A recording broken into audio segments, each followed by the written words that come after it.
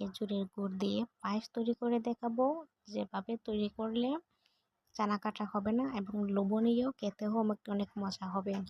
একটা পাতিলের মধ্যে 1.5 কেজি পরিমাণ গরুর দুধ নিয়েছি, ফুটিয়ে নেব।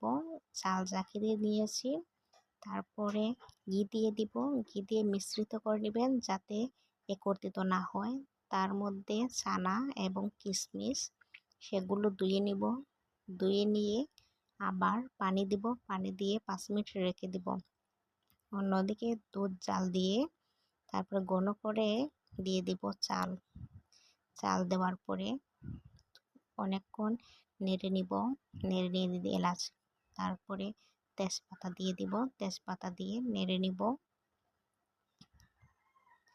নেড়ে নেওয়ার পর খেজুরের গুঁড়ো করে নিব হাত দিয়ে। তারপরে দিয়ে দিব লবণ।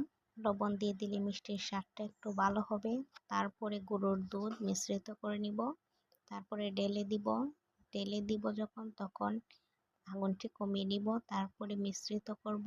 মিশ্রিত করে দিয়ে দিব চিনি। চিনিটা আপনারা চাইলে দিতে পারবেন অথবা নাও দিতে পারবেন।